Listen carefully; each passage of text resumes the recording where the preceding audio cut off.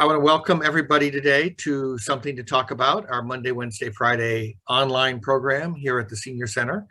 And today, Don Janow, a commissioner from the Bainbridge Island Metropolitan Parks and Recreation District, is with us. The parks have a ballot measure on our ballot, and ballots are due by August 3rd. So we're coming right up on it. So if you haven't voted yet, please fill out your ballot and vote.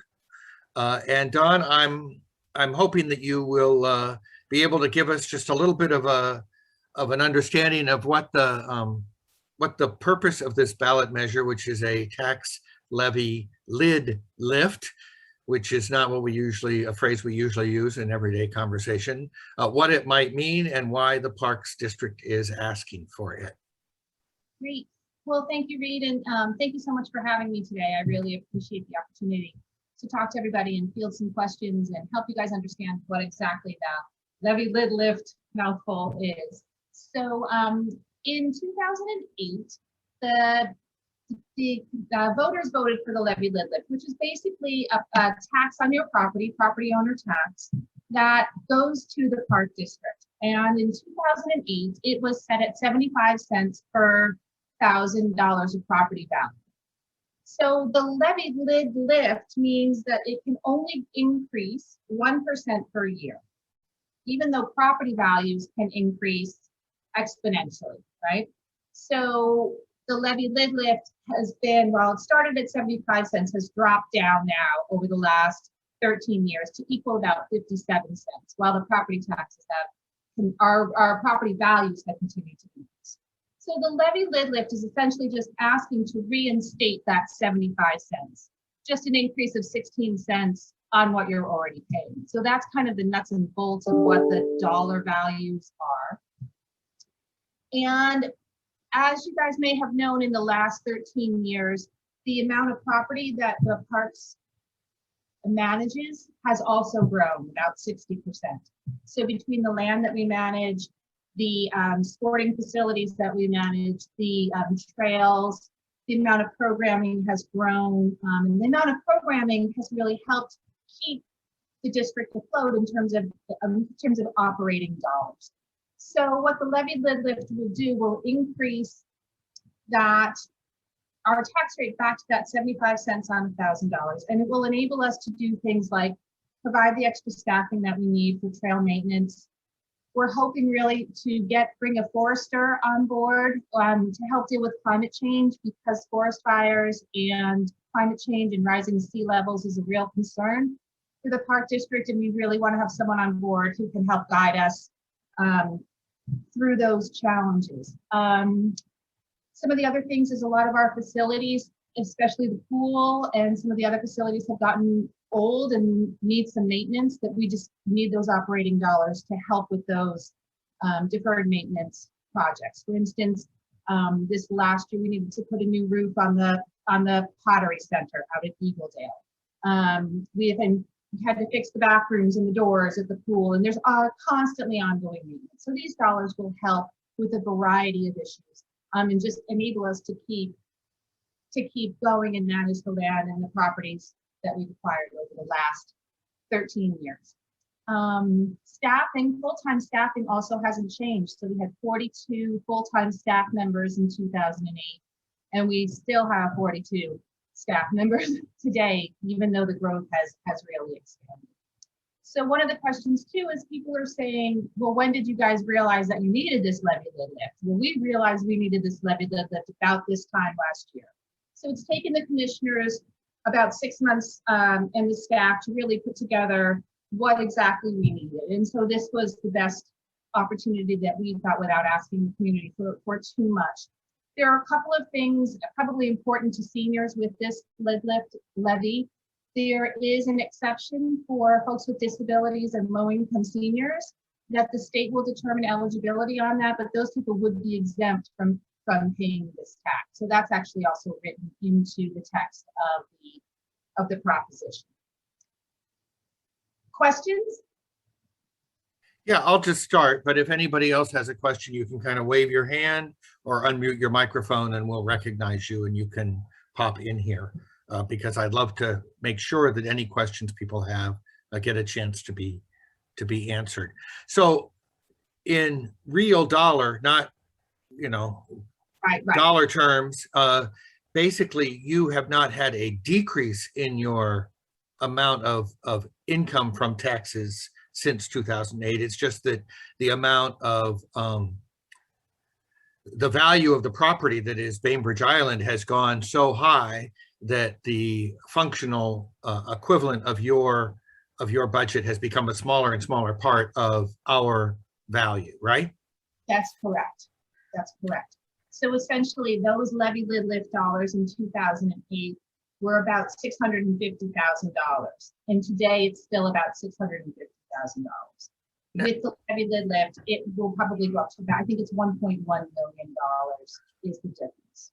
What Right. I mean, So you do have a right to, without asking us, raise our tax 1% per year, right? raise the tax, yes, base 1%. So that would be, I mean, essentially, have you been doing that over the last few years? Have you been? Yes, and so what happens is that as the property values go up, the way the levy lid lift works is that value is on a lower curve. So when it was 75 cents, it was keeping even with it. The property taxes go up, property values go up like this, and the lid caps at 1%. So it's going like that. But it's 1% per year, right? Right, 1% per year. So it's, and this year that would be, as if I understand from my conversation with the assessor, that would be about $100,000. If we don't pass the levy lid lift, you would still be able to increase taxes by about 100 overall. Your budget could go up by about $100,000 on that 1%. That's what the. Yeah. So there is some cushion for you. It wouldn't be from 680 to $1 million. It's not going to be, I think that's what you just said. Correct. So it's going to be a much smaller amount. And you're saying that the needs that you have are much greater than what you could do with, say, $100,000 this year and $100,000 next year and $100,000 the year after that. And you highlighted a couple of things like staff.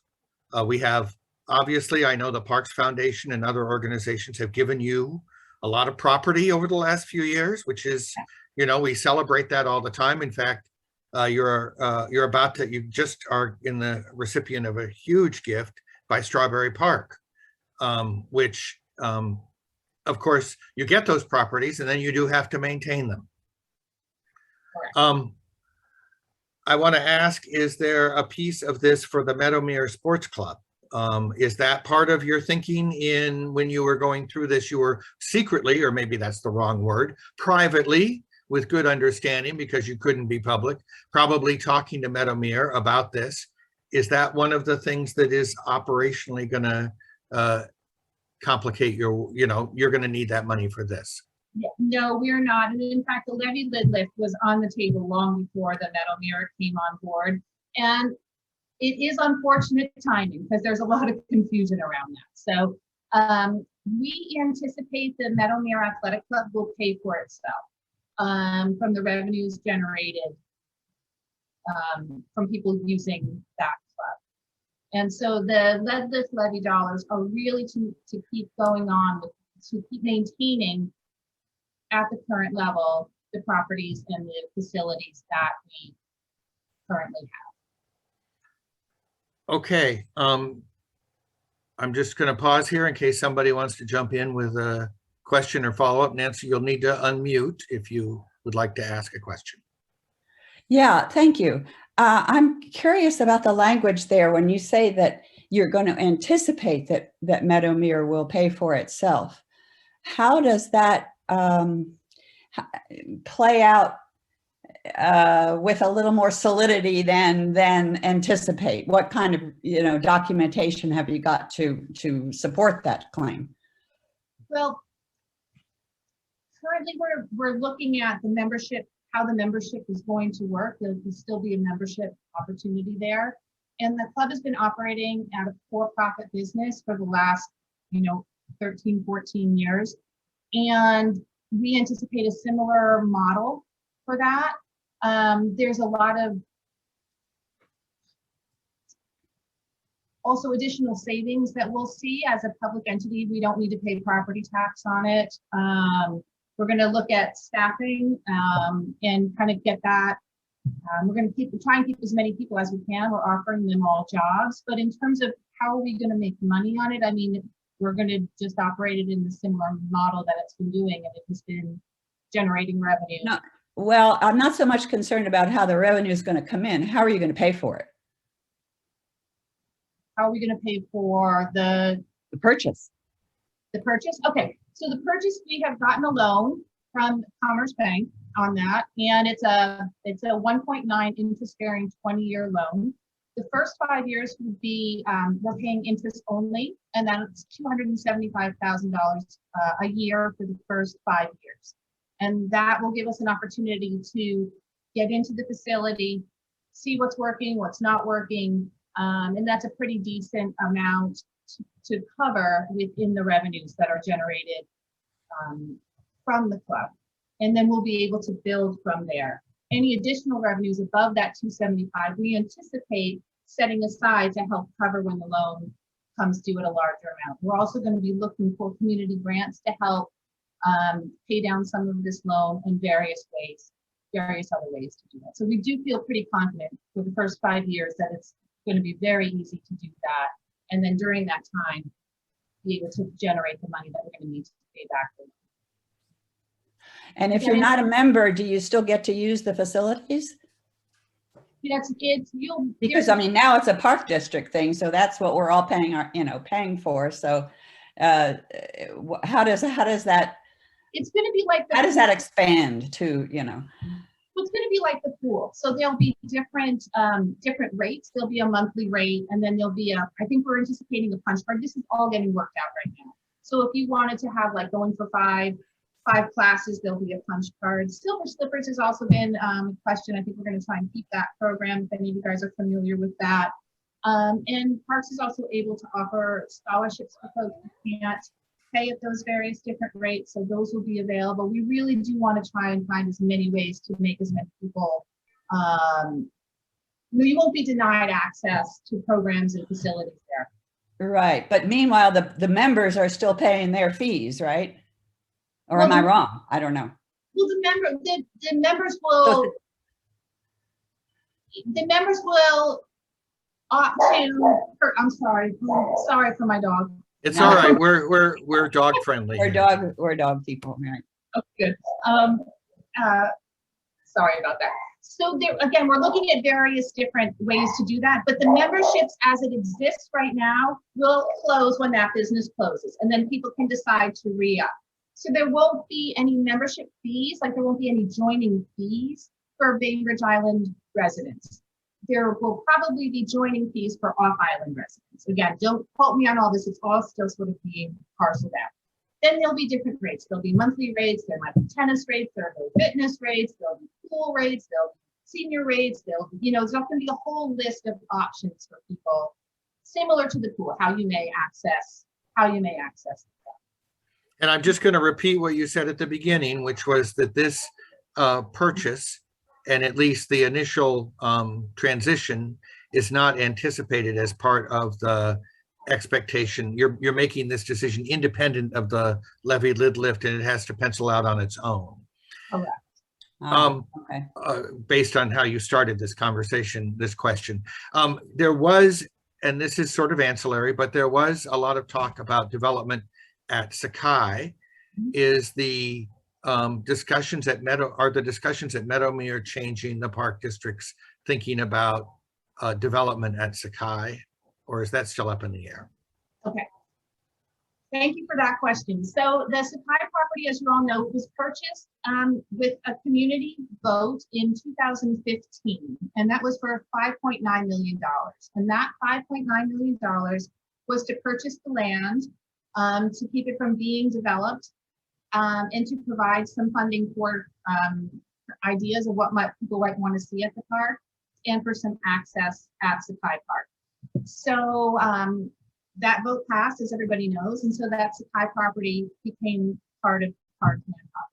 We did a huge survey and multiple different surveys. Reed shaking his head. Yeah, there were lots of community input, and from that, the parks generated a lot of various people's needs. Some people wanted just to keep it as parkland. Some people wanted to develop indoor recreational facilities. Some people wanted outdoor recreational facilities. Some people said don't do anything at all there. Some people want trails. You know, there's a whole variety of things that came from that. From that, I actually I have it on the floor, but there's a whole Jones and Jones developed an entire plan for development of that park, which included all of those different community ideas. And that whole facility at the Sakai Park was roughly estimated to be about $54–55 million. And we were taking a look at that, and that was in 2019. And in order to operate a facility, this is where it gets really interesting. In order to operate a facility of that size, we needed the levy dollars to be able to staff something of that size. Then COVID hit. So we were going back to looking at what we can get with what the community might be really interested in doing. Would we be able to support a bond measure? Because we would have to go back to the community to ask for that much money to build something of that scale at Sakai. COVID hit, sort of everything stopped, the community input stopped, everything was on hold for about a year. And then we still realized that in order to do anything, we really need this levy lid lift to continue to, we can't do too much more in terms of acquisitions or new buildings without that, or we couldn't at the time, right? Because that facility at Sakai wasn't revenue generating. It just would be something that we would have to build at. So, to answer your question, when the BAC facility became available, it did meet some of the needs that were identified during the Sakai planning process. In the indoor courts were one of them, and indoor recreational facilities, one of them. You can have some meeting rooms there, there'll be rental space there. So it took care of some of those needs. If people still want to develop the Sakai property, we're open to that. But again, it would require passage of a bond and community input. The commissioners honestly felt in the climate that we're in right now, asking the community for a $55 or $56 million bond to develop the Sakai property might not be a winning solution. There's plenty of people who want to keep that more natural, more rural, kind of still one of the last downtown parkland areas. So if people want to still develop Sakai, that's possible. But we're going to go back to the drawing board and then really see what people want to have happen there. I would recommend, if you guys have taken a walk out to the Sakai property, there are some trails out there, and they're beautiful, and there's this gorgeous pond out there. So I would highly recommend, if you haven't been out, it's less than a mile trail, but it's quite lovely. And eventually that will hook with the STO. Maybe that's more information. That's what the goats were helping with. That's what the goats were helping with, right? Exactly. So the STO will take a little jag into that park with the support of the park department, I suppose. Correct. And that's one of the other things. There's just so many components to all of this, but there's a big push for non-motorized transportation, and for the city and parks to join together in more programs and to kind of help with that some of the environmental and transportation challenges that we have on the island. And so the levy lid lift would also help us get some resources, more resources into collaborating with the city for those types of projects. Great. And I'm going to just throw, looks like maybe Dell might have a question. You'll need to unmute, Dell. When you turned on your camera, you turned off your microphone. So it's in the lower left-hand corner. If you're using a computer, there's a little button there that says unmute. There you go. Okay. Actually, I have a comment more than a question, and I'll tell you what prompted by. So I get in the mail this ballot that says it's proposed to restore the 2020 levy rate to 75 cents. And the first question that crossed my mind was, well, what was it before? And I couldn't see anything in there that told me, is this an increase or is this a decrease? But it doesn't tell you. It's not a clue. The word restore is in their proposition, which kind of sounds like they want to make the impression that, well, we've done it before, so it must be safe. But I was just curious to know why the basic information in the ballot wasn't, is this an increase or a decrease in taxes? Because I think a lot of people would be interested in that. So I went searching for it. And so I went to the voters pamphlet for the August 3 primary. And I also looked at the website for the Park District, and I noticed that there was there's supposed to be information supplied as to exactly what this levy lift was about. And there should be a statement made in favor of it and a statement made against it. So I go to the voters pamphlet, and I find near the last page, page 22, there's a description of it. And in reading that, I discovered that this 75-cent rate is really a 27% increase, which seems to me to be sort of a substantial increase in taxes, or potentially. And the assessed values of properties, of course, have gone up 27% in the last time, since 10 years ago too. So, but it just struck me as being kind of not exactly transparent government to ask for the voters to increase 27% the levy rate without telling them that it was an increase. Oh, and by the way, the voters pamphlet doesn't have any statement against the proposition. There's no opposition is there. Now, the board district's resolution said they would come up with not more than 3 people to vote for it and not more than 3 people to argue against it. And it just struck me as being kind of strange. Why couldn't we come up with 3 people who might be opposed to a 27% tax increase? That struck me as being kind of unusual. So, and I think maybe the reason would be either they didn't look very hard to find 3 people who would write that sort of a proposition, or nobody realized it because they had been so undisclosive as to what the effect would be. And I'm not making any argument either for or against it. But what I found to be fairly disturbing was the total lack of openness and candor as to what the effect of voting for it would be. And then this conversation leads me to conclude that laying in the background here, we've got the athletic club issue, and we got Sakai, and a number of other issues that are sort of in the background for this. And if those are all related, in other words, there will be future bond issues that this 27% increase will allow, that should have discussed and disclosed. And why would it just disturbs me that there's a lot of meat here, a lot of stuff that would be of quite a bit of interest to voters, and it might even generate some controversy or some opposition.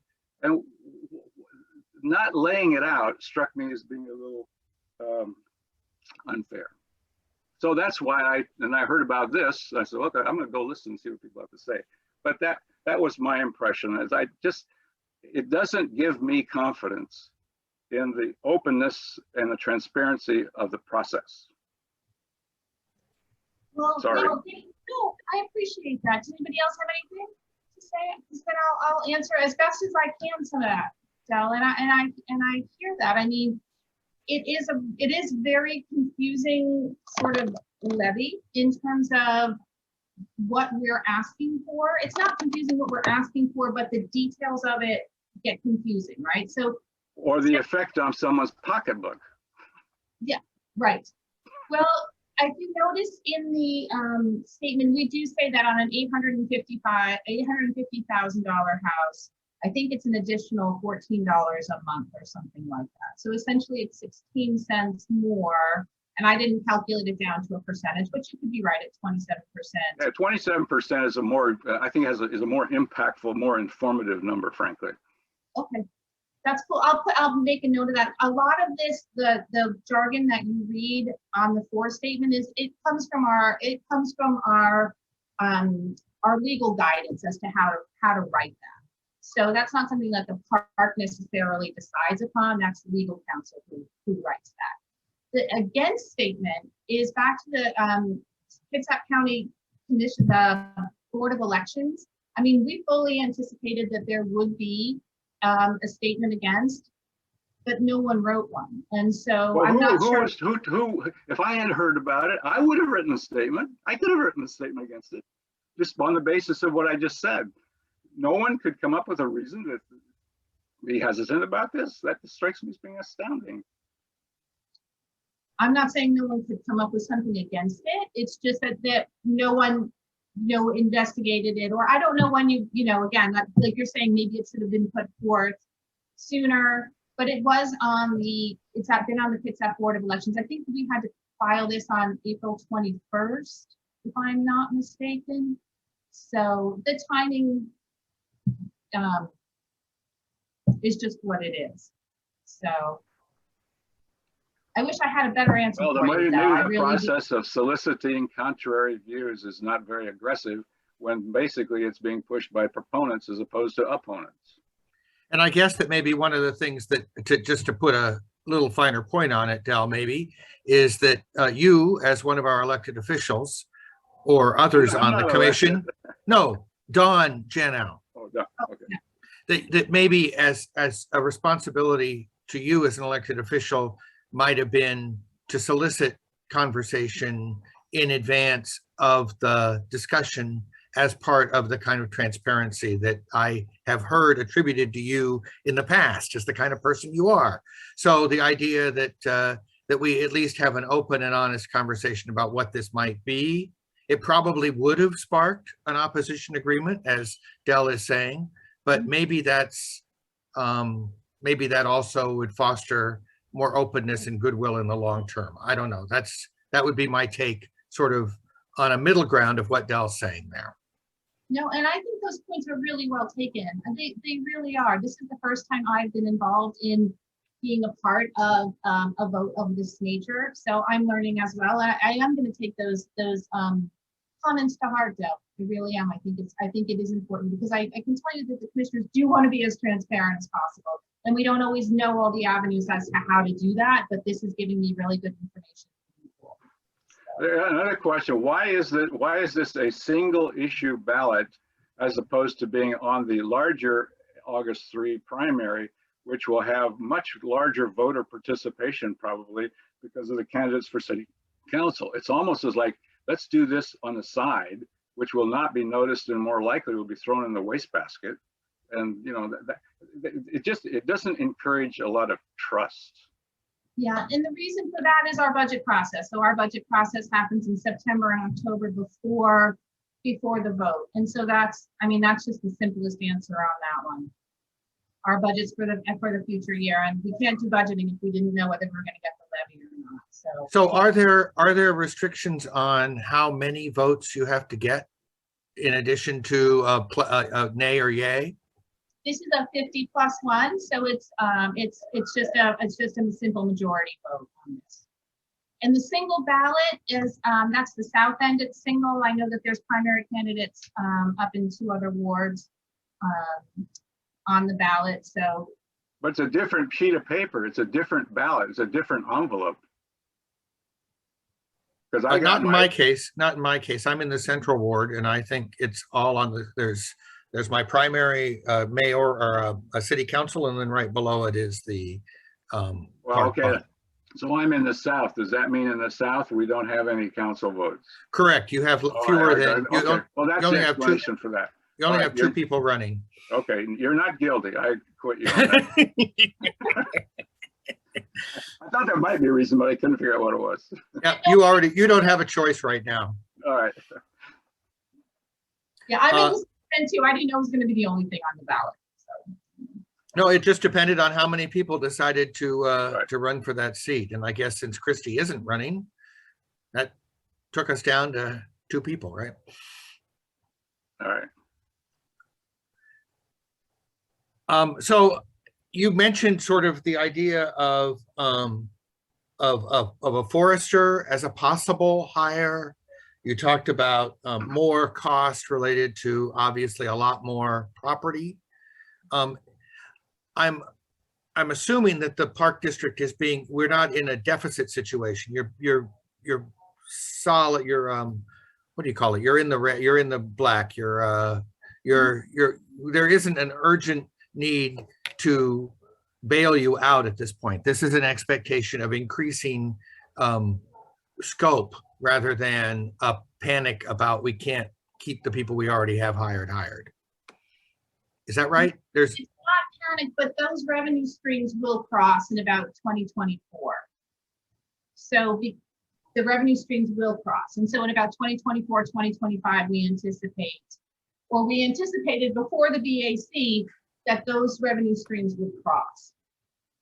So with the increase of BAC, which we actually see as going to be adding to the overall revenue of the park district, that was what we were looking at. So it was a bit of a dire. We wouldn't be able to probably accept any more land. We wouldn't be able to work on work with the state too much more, things like that. And the maintenance, the pool is really an issue. We really got to address the pool. So there's a lot. Is the pool a capital campaign or is it mostly maintenance issues? That's a two-pronged answer. So it's a capital campaign in terms of just maintenance of what we have there. And then it may be a capital issue moving forward if we have to replace that rate pool. And the assessor's office indicated to me that in addition to the 1% that you can ask for or that you can impose every year within your current taxing authority, you also have some latitude about capital campaigns, right? You can fund things yourselves without necessarily coming back to the voters for capital. Is that correct? That's correct. That's correct. And so that's, again, kind of goes back to the BAC. People are like, how can we keep changing how you're going to fund this thing? Well, it's not really a changing in how we're funding it. We always anticipated taking out a loan to pay for the BAC facility. So, but loans have to be backed by something. And so what the district has is what's called a debt limit. And that debt limit is determined by the property values and the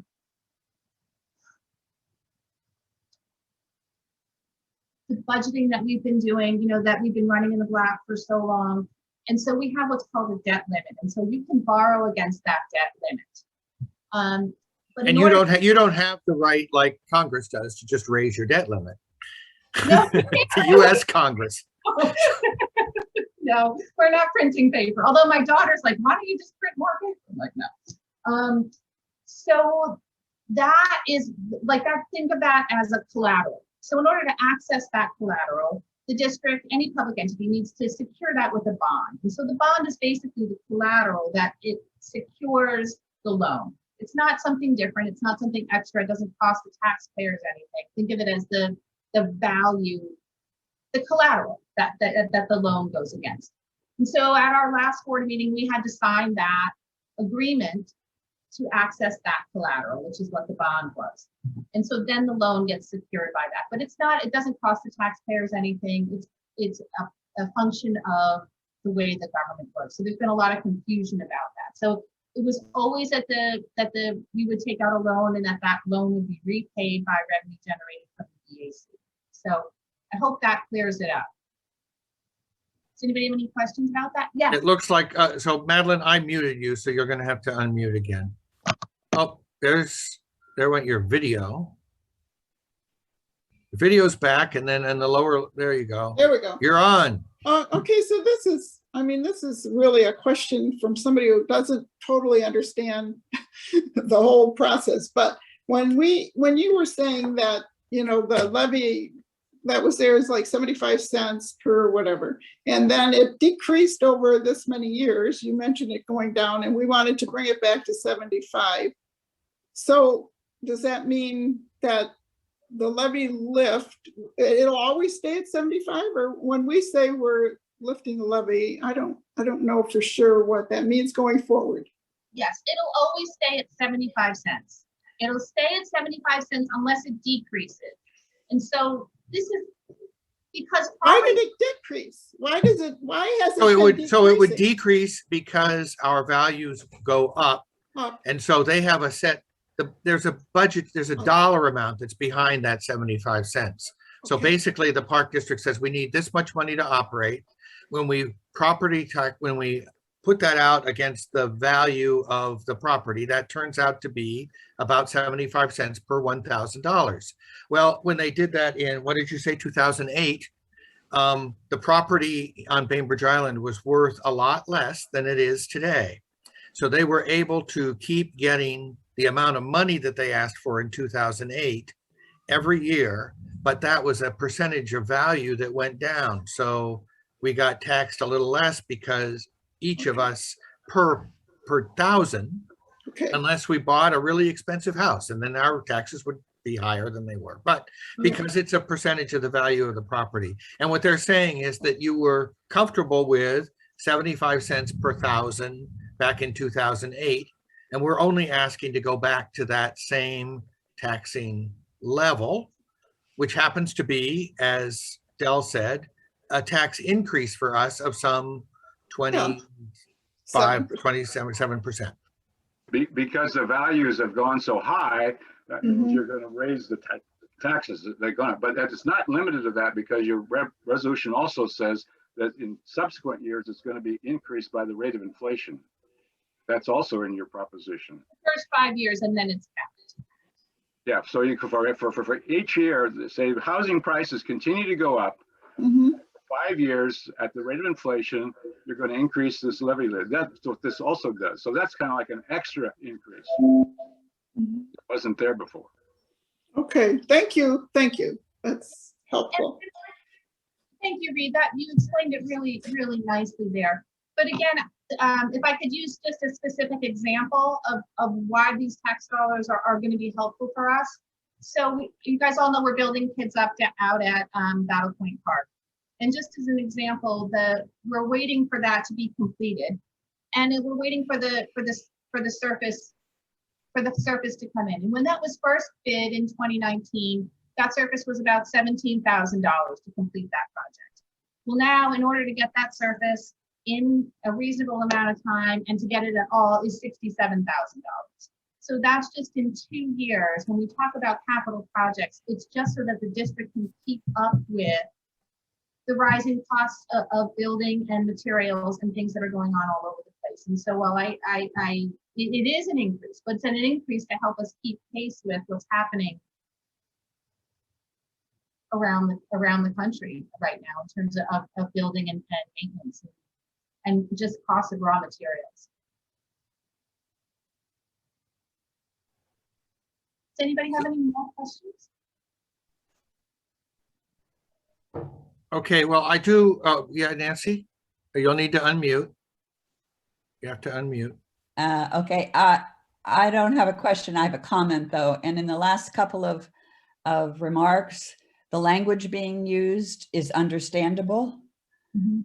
And it would be such a boon to those of us who don't think like that necessarily, to have things said, okay, you know, we are increasing things just to keep up with our needs. Something real clear, simple. I perhaps that's not possible given our legal system, but I'd just like to thank you for that contribution. Thank you, Nancy. It helps. Thank you. I appreciate it. We're doing our best. There's a lot. That's why I really like these forums, because it really does give us an opportunity to hear what you guys are thinking and for us to respond in a way that is most honest and true. If I can say that. There's a lot of misinformation spread really fast like wildfire on this island about a whole bunch of issues. And it's something that I personally am I don't know how to combat it, but it's something that weighs on me because I don't know how to address it. I don't know how to honestly, how to combat rumors and false things that get spread. And to Dell's point, how can we be more transparent up front? And that's just something I'm going to share with you. I mean, that's something that I am working on with the district right now. We need better spokespeople. We need people who are sharing with the community what's going on. And I don't disagree with that. So. Yeah, and it may, I mean, it may mean that there's more of an opportunity for people who have a difference of opinion to express themselves, which of course has the challenge of having to answer to those questions. But in the long run, I feel like if we can do that, we're all a better community for having aired these things out and made a decision that we all can feel comfortable with. It sounds like, you know, Dell's definitely going to have some second thoughts if this passes at 51% of the vote, and he feels like it was not aired out before his taxes went up. Yeah. And I think that's a legitimate concern, just for sure. So I think the real question before voters is that idea of recognizing, evaluating what the parks are asking for in terms of ongoing programming. It's a substantial increase. Also, it is true that we have given the parks a lot more property and expectation. And as we all know, the cost of building things is going up and keeping things is going up. And so that's a balance. Whether this particular ballot measure is the right way to answer that is a decision each voter needs to make on their own. Dawn, I'll give you the last word. Great. I just want to thank you for that. And in terms of also adding, you know, just cost of living and building costs, we've seen, you know, we have to keep pace. We've got $15 an hour coming up in terms of our staffing. So in the last 2 years, we've been adjusting all of our payrolls to meet those increased minimum wages, and we have to keep scale with all that. So again, maybe this is some more of the tangible answers that people are saying, well, why do you need this increase? And I would urge everyone to really think about how much you use the parks and how much it benefits you, and if that's worth your tax dollars or if it's not. I just think, for me personally, our parks adds to my life every day, whether I take a walk or have, you know, my kids, they're older now, but played on those playgrounds or took their swimming lessons, or, you know, I just go out to Battle Point now and walk around, and I'm just so happy whenever I go out there to just see the nature and so many people enjoying the outdoors, and it really does make our lives special here on Bainbridge. And I think that I would just encourage everyone to maybe weigh the benefits of what they get versus the increase that we need to continue to maintain that. So I want to encourage everybody to remember that the Bainbridge Island Senior Community Center has community as part of our name. And so if you have a topic or issue that you think we should be addressing as a community, please feel free to bring it up to me or Mary, or volunteer to help coordinate these programs. And like Karen King does. And we'll continue to try to be a resource for community engagement going forward. So thank you all for your questions. Thank you, Dawn, for your time